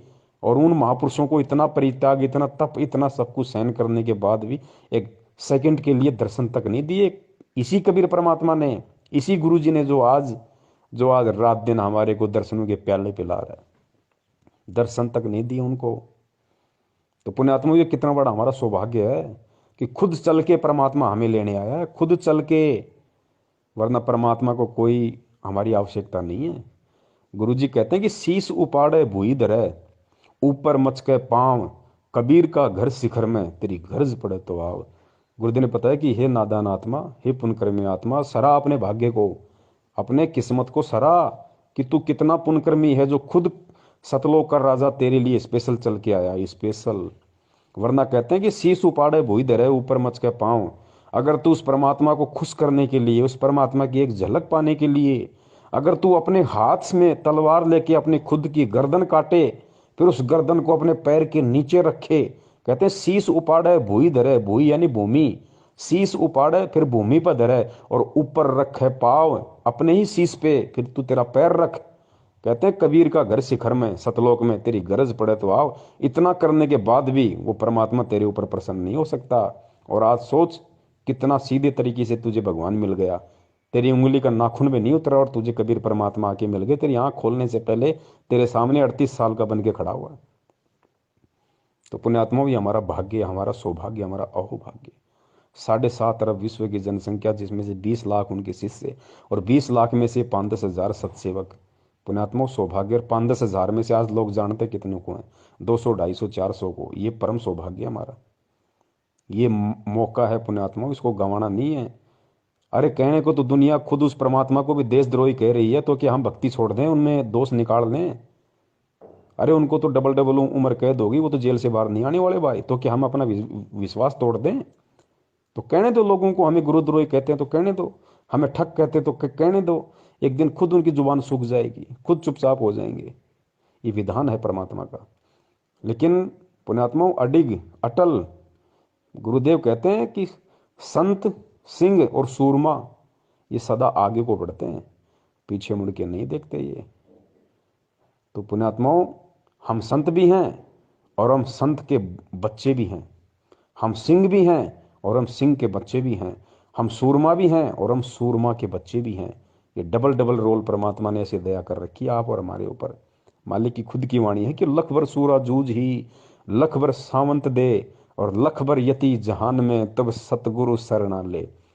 आप और हम कौन सी आत्माएं हैं? गुरु जी कहते हैं याद कर लिया करो कभी, अगर मन ज्यादा दबाव डाल दे, और अगर कभी मन में ऐसा कोई दोष उत्पन्न हो जाए ना, तो इन वाणियों को याद कर लिया करो कि मैं कौन हूँ। हनुमान जी जैसे, गोरखनाथ जी जैसे तो हमारे पैर के नाखून के बराबर नहीं है, जिनके लोग घर में मूर्तियां बना के पूज रहे हैं। जब हम तत्व ज्ञान की गहराई में जाएंगे, परमात्मा कहते हैं लख भर सूरा जूझ ही, लख भर सावंत दे। लख भर सूरा, सूरा यानी सूरवीर। गुरुजी ने बताया कि लाखों जन्म तुमने सूरवीर के प्राप्त किए, लाखों जन्म सूरवीर के प्राप्त किए तुमने। और लख भर सूरा जूझ ही, लख भर सावंत दे। सूरवीर से भी ज्यादा पुण्यकर्मी होता है सावंत दे वाला व्यक्ति, जिसके हाथ घुटनों से नीचे तक जाते हैं, एक या दोनों, उसको सावंत दे व्यक्ति कहा जाता है। तो कहते हैं लखबर सूरा जूझ ही लखबर सावंत दे। हम जितने भी बड़े बड़े जो सूरवीर हैं, भीम जैसे और जितने बड़े बड़े योद्धा सूरवीर हुए हैं जिनको हम जिक्र करते हैं, जो इतिहास में नाम लिखे होते हैं, कहते हैं बेटा तूने ऐसे ऐसे तो लाखों जन्म सूरवीर के प्राप्त कर लिए पहले, और लाखों जन्म तूने सावंत दे, आज तो कोई है नहीं पूरे विश्व में सावंत दे वाला, ऐसा पुण्यकर्मी आज विश्व में कोई है ही नहीं मानव शरीर में, क्योंकि गुरुजी हैं तो गुरुजी तो परमात्मा है, वो मानव की कैटेगरी में नहीं आते। उनके अलावा कोई सावंत दे व्यक्ति आज पूरी यहाँ पे पृथ्वी पे नहीं है। तो सोचो हमने ऐसे लाखों जन्म प्राप्त कर लिए। तो लखबर सूरा जूझ ही लखबर सावंत दे, और लखबर यति जहान में। यति हनुमान जी यति थे, उन्होंने शादी नहीं की, कभी स्त्री भोग नहीं किया, उनको कहते हैं यति। एक होता है जति, जति वो होता है जो अपनी औरत के अलावा किसी की तरफ कुदृष्टि डालता भी नहीं है, वो होता है जति। जैसे लक्ष्मण जी थे वो जति थे। और एक होता है यति, यति मानी जिसने कभी शादी नहीं की, पूरा ब्रह्मचार्य का जीवन जिया, मानसिक रूप से भी कभी अपने मन में दोष पैदा नहीं किया, उसको कहते हैं यति। तो जति से बड़ा होता है यति। तो कहते हैं लखबर सूरा जूझ ही लखबर सावंत दे, लखबर यति जहान में। हमने हनुमान जी जैसे लाखों जन्म प्राप्त कर लिए पुण्यात्माओं। लखबर सूरा जूझ ही लखबर सावंत दे, लखबर यति जहान में। तब सतगुरु शरणा ले उस आत्मा को, उस भगत को जो ऐसे ऐसे लाखों जन्म सूरवीर के प्राप्त कर चुका हो, लाखों जन्म सावंत दे वाले के, और लाखों जन्म हनुमान जी जैसे प्राप्त कर चुका हो, उस आत्मा को गुरुजी आज अपनी शरण में लेंगे। आज उस परमात्मा ने उस आत्मा को अपनी शरण में ले रखा है। अब ये ना समझना कि जितनों को शरण में लेखा है सभी ने लाखों जन्म पाए, नहीं। शरण क्या होती है, शरण के विषय में भी फिर गुरुजी ने बताया कि ताते सतगुरु शरणा लीजे, कपट भाव जो दूर करीजे। ये सतगुरु ये नहीं है कि वो जो सातु मंत्र दे दिए, सतनाम दे दिया, अपने गले में लॉकेट लटका लिया, हाथ में रक्षा सूत्र बांध लिया, 3 टाइम की आरती कर रहे हो और आपको गुरुजी ने शरण में ले लिया, नहीं। असल में गुरु की शरण क्या होती है, असल में इस वाणी पे कौन भगत खरा उतरेगा। कहते हैं ताते सतगुरु शरणा लीजिए, उसको सतगुरु शरण में लेता है। कपट भाव जो दूर करीजिए, जो भगत अपने दिल से, अपने मन से, अपने आत्मा से, अपने हृदय से ये कपट भाव दूर कर देगा। कौन सा कपट भाव है? गुरु को और परमात्मा को दो समझने वाला कपट भाव है। कबीर परमेश्वर को, जिस गुरु रूप में वो कबीर परमेश्वर उसको मिला है, यानी गुरु और परमात्मा को दो समझने वाला, जब तक उसके हृदय में, उसकी आत्मा में छल रहेगा, ये कपट रहेगा कि गुरु अलग है, कबीर परमात्मा अलग है। गुरु तो कबीर जी का प्रतिनिधि है, उनका भेजा हुआ संत है, मेरे जैसा इंसान है, माँ के जन्म से, माँ के पेट से जन्म लेके आया, बाद में कबीर परमात्मा मिल गए, ज्ञान दे दिया, गुरु बना दिया, नाम देने का आदेश दे दिया। कहते हैं जब तक ये कपट तेरे अंदर से नहीं निकलेगा, जब तक तू उस कबीर को और गुरु को एक नहीं मानेगा कि कबीर के भक्ति मार्ग में कबीर के अलावा कोई दूसरा गुरु होता ही नहीं, हो ही नहीं सकता। कहते हैं जब तक ये छल कपट तेरे अंदर से नहीं निकलेगा, तब तक तू सतगुरु की शरण में नहीं गिना जाएगा। और जिस दिन जिस आत्मा के अंदर से ये कपट भाव छल निकल जाएगा, जो बिल्कुल परमात्मा और सतगुरु में कति एक समानता, गुरु जी कहते हैं ना, गुरु गोविंद दो नहीं भाई, और दो समझे वो दो जग जाई, वो नरक में जाता है। नाम लेने के बाद भी ये वाणी है ना, जो भगत बन जाता है, जो इस कबीर मार्ग में सच्चे सतगुरु का, और उसके बाद भी यदि वो गुरु को और परमात्मा को दो मान के चलता है कि गुरु गोविंद दो नहीं भाई, और जो दो समझेगा कौन? जो गुरु बनाएगा, नहीं, उसको पता ही नहीं है क्या सिस्टम। तो गुरु की शरण में आने के बाद भी जब तक इंसान गुरु को और भगवान को दो मान के चलेगा कि गुरु गोविंद दो नहीं भाई, और जो दो समझेगा वो दो जग यानी नरक में जाए, ये परमात्मा की वाणी है। तो कहते ताते सतगुरु शरणा लीजिए, कपट भाव जिन दूर करीजिए, उसको गुरु जी अपनी शरण में लेगा। असल में जो गुरु और परमात्मा के भेद को, इस बीच की खाई को बिल्कुल काट देगा, समाप्त कर देगा, उसको दो दिखाई नहीं देगा, उसको अपने गुरु जी के अलावा कोई कबीर परमात्मा दिखाई ही नहीं देगा। फिर उस आत्मा का परमात्मा ज्ञान योग खोलते हैं, फिर उसके साथ 24 घंटे रहते हैं, कोई बाढ़ बाका नहीं कर सकता फिर उस आत्मा का। वह बोल नहीं सकी, इतना कहकर बहुत बुरी तरह फूट कर रोई। तो सिपाहियों ने बताया कि महाराज वहां ऐसे ऐसे बनी। वीर सिंह भी कान खड़े हो गए को तेरे की, क्यों जब तक वीर सिंह भी ने सोचा था ये साधारण व्यक्ति होगा, गुरु है तो से। अब हम गुरु को जब तक यही समझते हैं कि गुरु है तो से, तो कोई लाभ नहीं है। कहते हैं गुरु मानस कर जानते वह नर कहीं अंध, फिर महादुखी संसार में आ गए यम के फंद। इतना महाराज ने गुरु को महत्व दिया है। अभी आपको चैप्टर प्रकरण सुनाएंगे, इंसान होगा तो उस बात पर परख जाएगा। गरीबदास महाराज भी आए जब इंसान रूप में थे, रोटी भी खाया करते थे, पानी भी पिया करते, बच्चे भी ब्याहे, काम भी करा, नाम भी दिया करते थे। कोई गलती करता था हंस उसको धमकाया भी करते थे। महाराज कहते हैं चेतावनी में चूक नहीं, अब क्या देऊंगा गाली। इतना बड़ा ग्रंथ लिखकर गरीबदास आखिर में कहते हैं बंदी छोड़ के चेतावनी में तो कसर ना छोड़ियो, गाड़ दूं तेरे को जब तेरे इतनी समझ में नहीं आली। तो इन बातों को सुनकर जो विमुख हो जाते हैं, गुरु की फटकार को सहन सम्मुख सहन करना चाहिए। जैसे हीरा घण पर धर का हीरे की पिछाड़ है कि घण का ऊपर रख कर एरण पर रख कर ऊपर से घण मारा जाता है। जो फूट जाता है, करच भी हो जाती है, वो कच्चा हीरा होता है। और जो सम्मुख चोट सह का न्यू रह है तो वो पक्का हुआ पूर्ण कीमत का हीरा हो जाता है। शब्द गुरु की शब्द को, गुरु की चोट को, शब्द की चोट गुरु मारा करे, चाहे वो किसी प्रकार से, चाहे अपने गुस्से में भी कहता नजर आवे, पर उसकी जो निशाना होगा आपका आत्म कल्याण उद्धार ही होगा। उसमें खरा उतर गया वो पारस है, और जो उसमें विमुख होकर के चलागा वो कुत्ते की जुनी में जागा, चाहे वो कितना सियाणा बना रहे। मैं भी आ लिया और आप भी आ लिए इसमें। तो इस प्रकार उस वीर संग भी चरणों में पड़ गया, बंदी छोड़, मैं पापी जीव था, अभी तक मैं आपको केवल गुरु मान्या मालिक। कहने लगे बंदी छोड़, तने गुरु भी ना मान्या था भी राय। गुरु मान ले तो ये आपके मन में बात भी नहीं आ सके थी। गुरु और परमात्मा में कोई अंतर नहीं होता जब तक दो समझ कर चाला। से कबीर साहब कहते हैं वो कुत्ते की जुनी में जागा। फिर उसके मोक्ष में कोई संशय नहीं है पुण्यात्माओं। ये है राज इस भक्ति का, ये है पुण्यात्माओं असली वो तत्व ज्ञान जिसके विषय में गुरुजी कहते हैं कि इसका तुम्हें सार निकालना पड़ेगा, तुम्हें इसका निष्कर्ष निकालना पड़ेगा। बच्चों तुम्हें खुद निकालना पड़ेगा, चाहे इस जन्म में मेहनत करके निकाल लो, चाहे इस जन्म में सच्ची साध संगति करके निकाल लो, चाहे इस जन्म में इस ज्ञान को आधार बना के गुरुजी के सत्संगों का निष्कर्ष निकाल लो, या चाहे अगले किसी जन्म में निकाल लेना। तरीका यही है, और कोई तरीका इस भक्ति और भगवान को समझने का, सतलोक को जाने का दूसरा कोई रास्ता यहाँ पे नहीं है। तो पुण्यात्मा इसलिए दास निवेदन करता है, इसलिए दास बार बार लाइव संघ का समाधान में कहता है कि गुरुजी के हिसार जेल से बाहर आने तक यदि किसी को इस भक्ति मार्ग पे जीवित रहना है तो उनको वर्तमान में सतगुरुदेव जी ने जिन जिन आत्माओं को साध संगति के लिए निमित्त बनाया है, जिन जिन आत्माओं को वास्तव में सत्सेवक बनाया, आपने उनकी संगति करनी पड़ेगी। ये हम कोई अपनी तरफ से नहीं कह रहे, ये परमात्मा के विधान से। और ये 1 घंटे से ऊपर की ऑडियो जो पता नहीं परमात्मा ने क्या प्रेरणा करके, एक भाई ने व्हाट्सएप पे कमेंट्स किया था, मनोज बिष्ट जी हैं परमेश्वर की आत्मा, उन्होंने ये सवाल पूछा था, दास ने देख लिया तो परमात्मा ने प्रेरणा की, दास ने ऑडियो बनाना शुरू किया। मालिक आगे से आगे शब्द देते गए, प्रेरणा करते गए, दास बोलता गया। क्योंकि पुण्यात्माओं मुझे अच्छी तरीके से पता है कि मेरा नाम पवन दास है और मेरी औकात 2 कौड़ी की भी नहीं है। परमात्मा कहते हैं अल्लाह मेहरबान तो गधा पहलवान।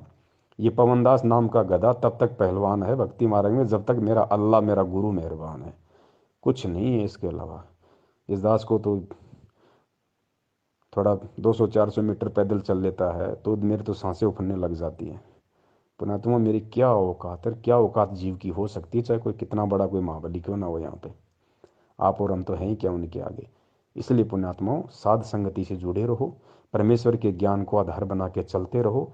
इस भक्ति मार्ग में गुरु जी के परिवार का, गुरु जी के रिश्तेदारों का, यानी जो वंशवाद है, जो परिवारवाद है, उसका जड़ से समाप्ति होनी है।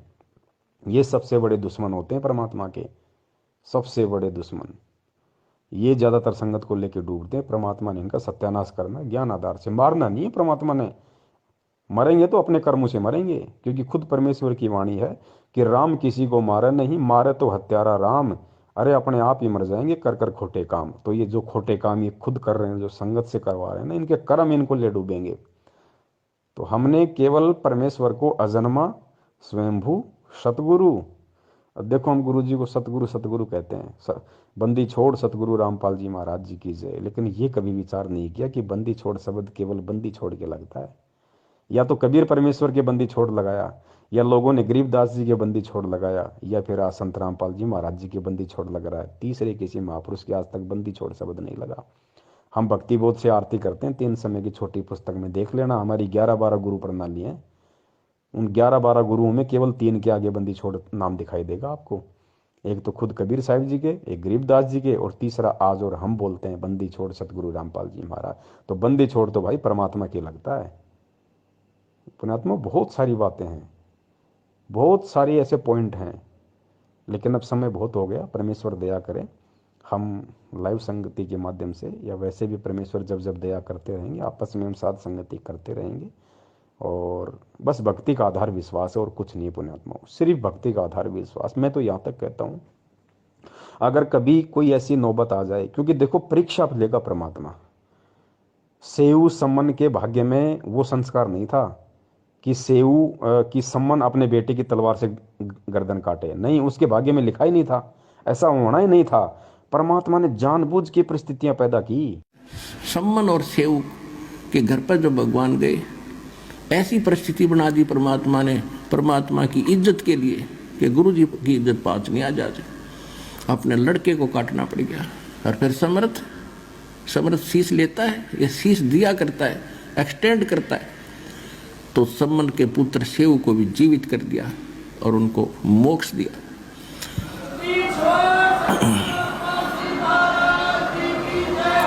तो इसको कहते हैं नुक्ते ऊपर रिझ जाएगा रे, करोड़ कर्म जल जाए तुम्हारे। फिर हमारी एक गलती है जो सम्मन ने कर दी। उसने क्या गलती की? उसके मन में एक बात बैठ गई कि हे परमात्मा, मैं धनी होता तो सतगुरु की सेवा के लिए मुझे अपना बालक काटना नहीं पड़ता। अब लड़के की गर्दन काटना ये छोटी बात नहीं। और काट दी, फिर उसके बाद उसके दिल में ऐसी ठेस लगी कि ये मैंने क्यों करना पड़ा कि मेरे पास धन नहीं था। अब वो धन न मांगता रहा, परमात्मा ने उससे जीवन में 1 नंबर का सेठ बना दिया। लेकिन सेऊ और उसकी मां ने की, उनको ज्ञान गजब का समझ में आ गया था, वो तो पार हो गए। ये भी सम्मन रह गया, माया माया करता, मृत्यु होगी। अगले जन्म में ये 9 शेरवान नाम के एक शहर में 9 शेर खान नाम का राजा बना, बादशाह बन गया, क्योंकि इतना दान सेक्रीफाइस कर रखा था। तो घना धन मालिक ने दिया, इसने डिट के फिर भी दान किया था, उस दान के प्रतिफल में यो बादशाह बन गया। जानबूझ के, क्योंकि परमात्मा एक तीर से अन्य को शिकार करते हैं। पहला तो परमात्मा ने आज पूरे विश्व के सामने और स्पेशली आज आप और हमारे को भक्ति और भगवान पे विश्वास दिलाने के लिए, एक भगत की महिमा बताने के लिए कि भगवान के लिए क्या कर गुजरने की एक हिम्मत होनी चाहिए भगत के अंदर। अगर जिसको मोक्ष चाहिए उसको, जो सम्मन ने किया, 1 सेकंड भी विचार नहीं किया, अपने इकलौते पुत्र की गर्दन काट दी। पुण्यात्मा, आज हम नाखून काटते 5 बार सोचते हैं। तो परमात्मा ने आज के लिए उदाहरण बनाना था। दूसरा जो कमाल था, उसके मन में वहम हो गया था कि मेरे से बढ़ के गुरु जी की कोई सेवा नहीं कर सकता। परमात्मा ने उसका शरीर का पसीना निकाला, उसको बताया कि देख बेटा, भगत तो तूने भी देखे नहीं। और तीसरा, अपनी उन आत्माओं के परमात्मा ने वो पुण्य क्रम बनाने थे। वो परमात्मा ने ऐसा सिस्टम बनाया, ऐसा नुक्ता बनाया, ऐसी परिस्थितियां पैदा कर दी, और अपनी पावर से पुण्यात्मा को सम्मन की औकात नहीं थी, अपने बच्चे की गर्दन काटते। लेकिन परमात्मा ने हिम्मत दी उसको, परमात्मा ने प्रेरणा की, परमेश्वर ने हाथ चलाए उसके। और कहते हैं परमेश्वर ने वो नुक्ता बनाया वहां पे, और उस नुक्ते पे फिर खुद ही प्रसन्न हो गया। खुद ने सारा काम किया और खुद ही फिर प्रसन्न हो गया कि हो मेरे बेटे ने देख मेरे लिए कि मेरे गुरुजी भूखे ना चले जाएं। मेरे गुरुजी अगर नाराज हो गए तो पूरे शहर का सत्यानाश हो जाएगा। पूरे शहर को बचाने के लिए, अपने गुरुदेव की इज्जत के लिए, कि अगर कल इस सेठ ने अगर राजा के सामने बता दिया कि इनका गुरुजी आया था, इनका गुरुजी चोरी करना सिखाता है, गुरुजी की बदनामी हो जाएगी।